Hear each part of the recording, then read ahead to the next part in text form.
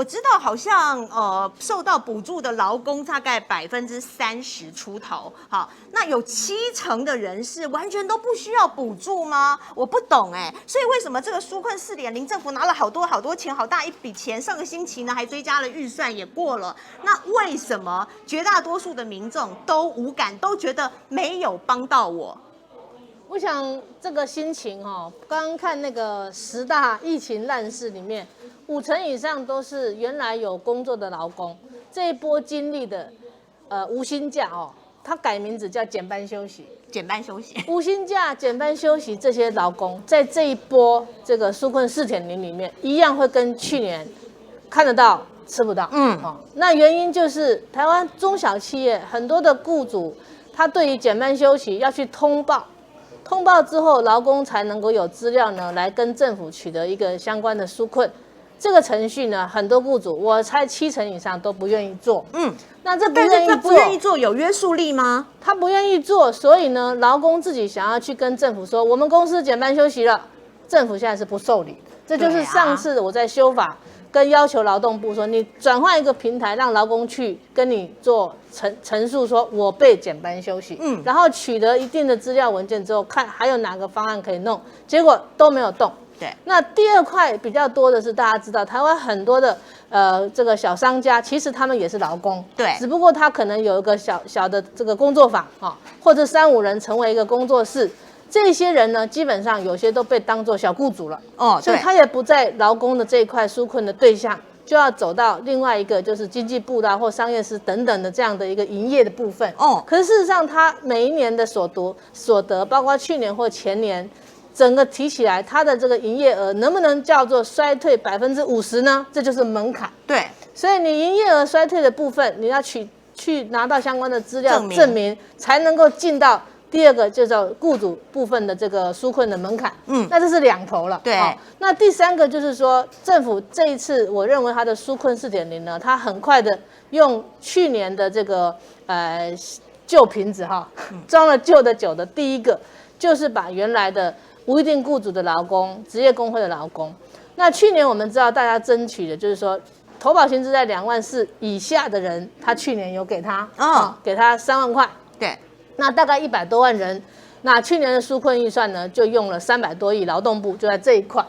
那今年呢，因为大家就跟他讲说你投保薪资不是所得证明的一个标准值，对，他很多人是年资长之后呢，他可能会调级距，是，所以才跟他说，有一些中高龄的劳工，他投保薪资可能2万8、3万，对，他实际每月所得可能跟这个2万4的人差不多，对，好，那这怎么办？所以他今年把这里呢做了第一步的放宽，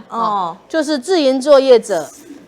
的这个无一定雇主劳工的生活补助嘛，这个有放宽，那这个有放宽，那放宽呢就让2万4的人领多一点，以上的人领少一点那这个是第一个部分，但是他又追加了一个门槛大家还记得去年领这个时候呢，没有特别用这个薪资所得的这个标准值来重新调配，但是他今年呢还是把这个108年当做这个标准。对，那大家就问他说108年离现在多久？对，这我之前也很多朋友在问，说为什么会用这个标准啊？所以后来他就照抄没抄好，他就追加，现在变成109年可以，然后用多少呢？40万8千嘛。那40万8千呢？大家就问说这个大概是怎么来的那基本上他大概就是用这个薪资所得中位数，大概这个3万多块钱呢，去乘以12个月。好，它终究是第一个要画这个标准。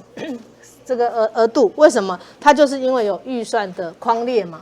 所以用预算框列反推，然后去处理这样。那今年的纾困4.0呢，这一块预算就变更大了，但受益对象当然也更多。那这是第一个稍微比较好的。那很多劳工就问说，那你的意思是我一定要去参加职业工会才有咯？你政府的纾困是用这个职业工会作为加入劳保的这个平台。那我是同样无一定雇主，我没有加入职业工会，对，但我是这一行的劳工，我就没有了。对，这就是纾困孤儿。这个纾困孤儿在这一块劳工里面，非常多的自营作业的劳工。我们想看很多市场有一些摊商，或最近大家讲到的很多自营工作临时工，他们并没有参加到职业工会，那他的所得也在40万8千以下，他有什么呢？他没有。那政府就说有。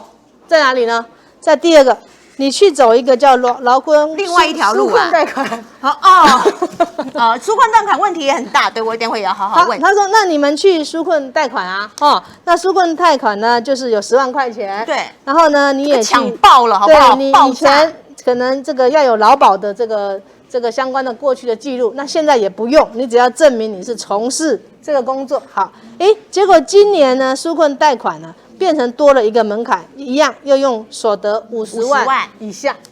所以这2个都可以看到，政府一再用你的所得集聚40万8千或50万以下来作为纾困部分。那我觉得这一块跟刚前面那一块差别是，前面那一块在纾困预算特别预算里面，对，是拿了大概400多亿的预算，对。可是这一块的预算呢，其实劳动部只花了9亿多的利息补贴，差这么多。对，所以既然是利息补贴，那就是说本金是银行去做处理，那信保基金会100%的这个承接保证，所以基本上我觉得这个的名额再扩大是有必要的，因为这个就跟救急比较有关。对，那他今天的这个精进版的纾困4.0，好像也是说这个劳工纾困贷款的部分，它是全贷了，是不是100多万人嘛？他还是说这个去年我们可以看到，他一开始也是设定50万人，对，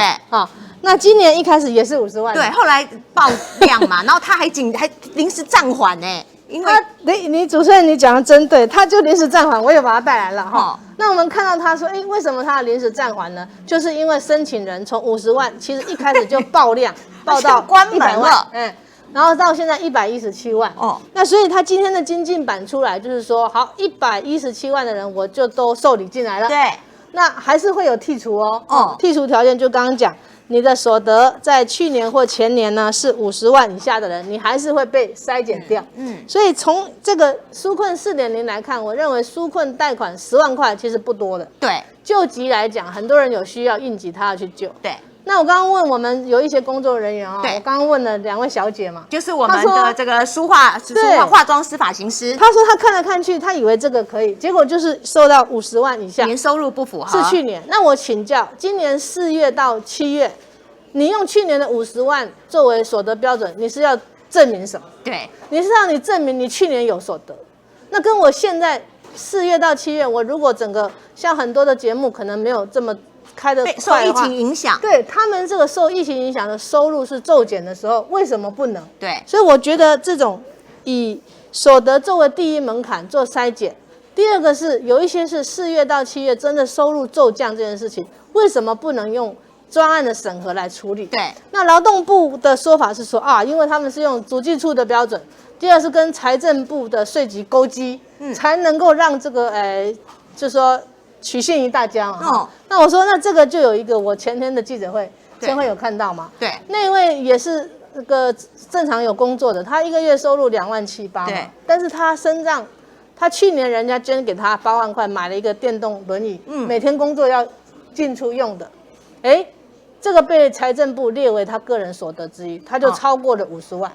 好惨哦！那这样的劳工投诉无门，找到我跟他说这个事情，我们来让财政部了解，这样的非